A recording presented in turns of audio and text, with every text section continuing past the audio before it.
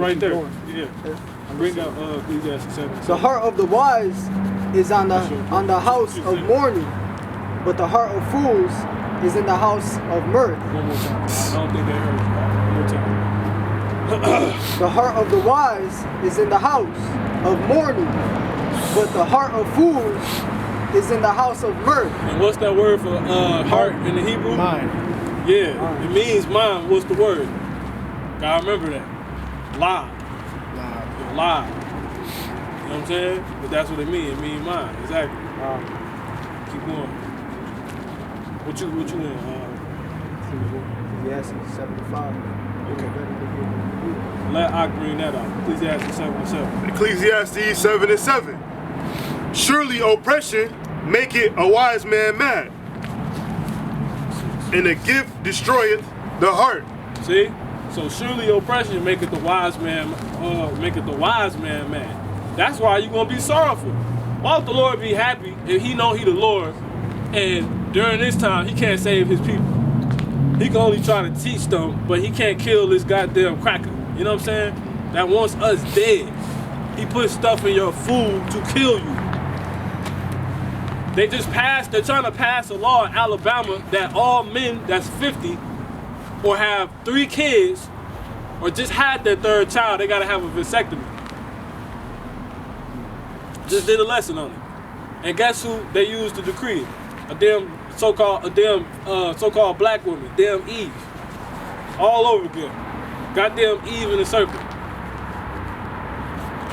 Damn, as the brother say, damn nigga woman.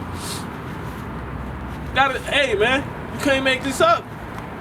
So that will make a wise man mad, because that's oppression. How you gonna they're forcing them, and then you gotta pay for it yourself, even though that's not even worth mentioning.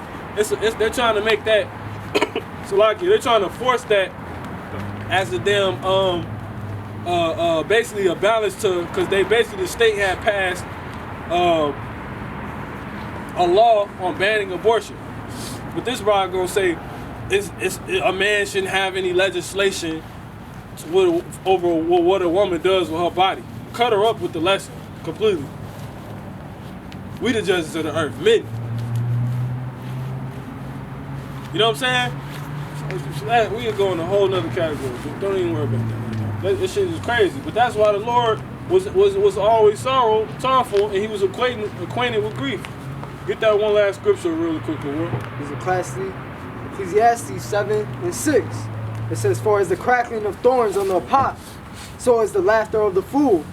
This also is vanity." One more time. Shot. For as the crackling of thorns under a pot, so is the laughter of the fool. This also is vanity. How do you think thorns sounds on the pot, scratching the pot? Annoying, irritating, right? You don't want to hear no fool laughing. I get tired of hearing Jake laugh. What you laughing for so much, dog? Babylon. And you don't know shit. Babylon. Huh? Yeah, Babylon. Just lost. Sound like a goddamn little clown, man. That's why I don't take us serious. Anything ain't funny. And you shouldn't be laughing if you don't know what's going on. Goddamn, you should be sad. And the Lord knew what was going on. He was still sad. Why? Because it make your mind better, man. Bring that scripture out one more time, man, because that's heavy, man. You gotta know that. Don't let these people confound you, making you think something wrong with you. You know what I'm saying? Go ahead, It's Ecclesiastes 7:6. For as the crackling of thorns under a pot. Not that one. The first one you got about the So, yeah. Ecclesiastes 7:3. Sorrow is better than laughter, for by the sadness of the countenance, the heart is made better.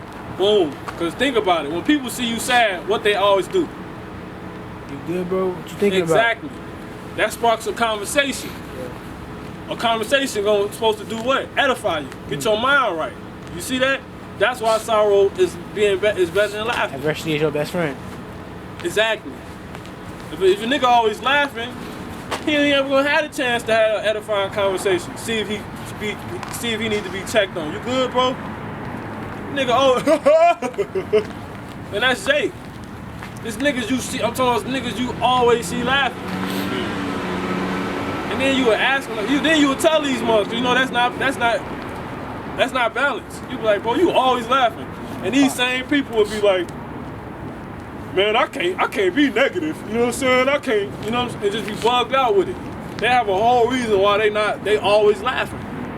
That nigga mind is finished.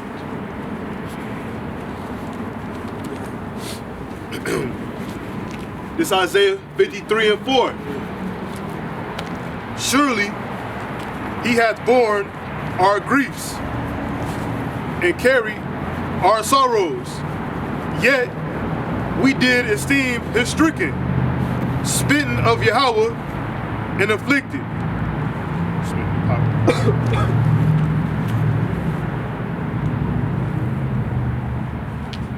Right.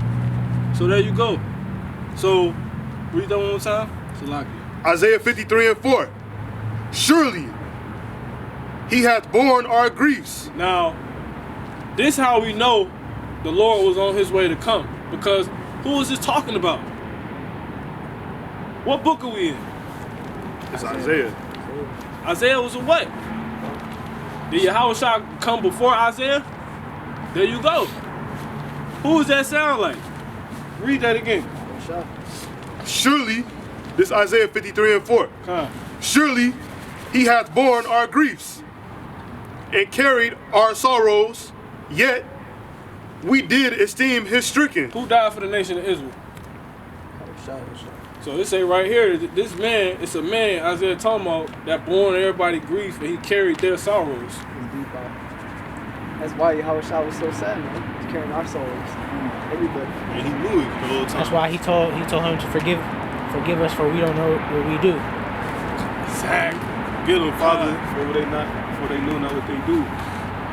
And that's how I be in the spirit. I'm always sad because my people fucked up. They don't see it. But something wrong with me. I'm weird. Motherfuckers gonna tell me I'm weird because I don't say shit.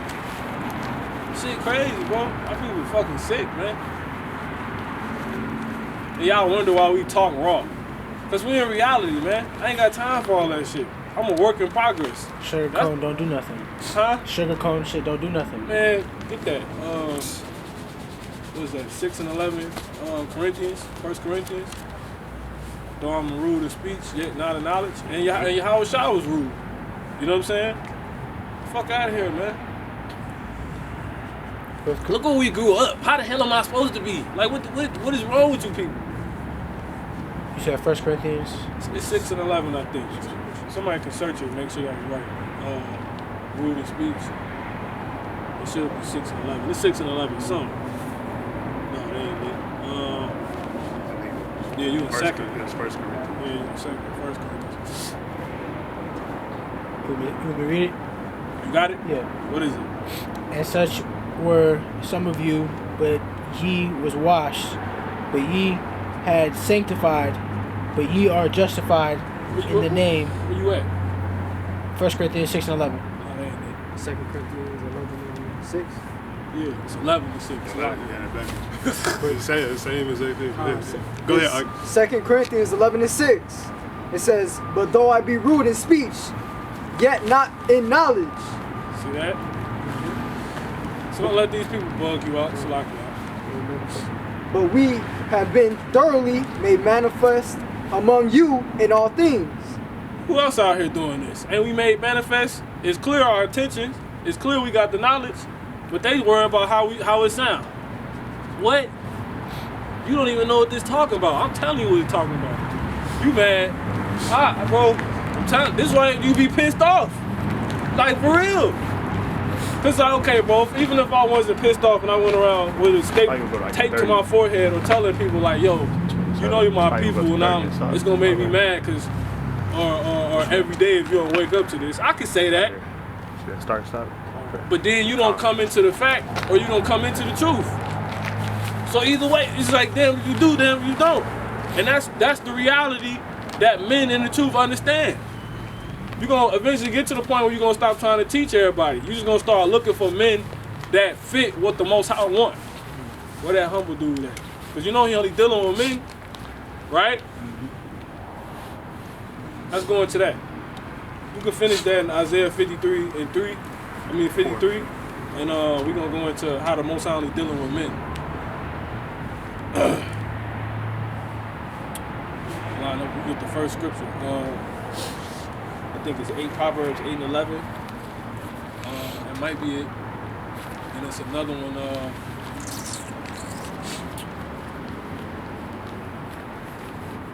The Revelation. And then we're gonna get one more.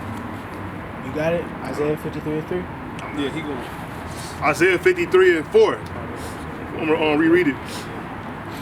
It says, surely he hath borne our griefs and carried our sorrows, yet we did esteem him stricken, smitten of power, and afflicted. So his power was taken and he was afflicted. But he was wounded for our transgressions. He was bruised. Who went through that? Yahushua. So who's this talking about? All of Israel. No, Talking about Yahushua. He's talking about Yahushua. This how you show. This is it. Niggas be talking about. You see these niggas bugged out. This is what I was talking about. They be talking about they only Old Testament, but the Old Testament talk about Yahushua. Who else read what you just read again? Cause you gonna hear. That's why he said that. Cause there's men out here of our nation talking about they only Old Testament. They don't believe in the Lord. What the Old Testament tell you about the Lord, man. That's all Isaiah talked about, really. This Yahushua. Isaiah 53.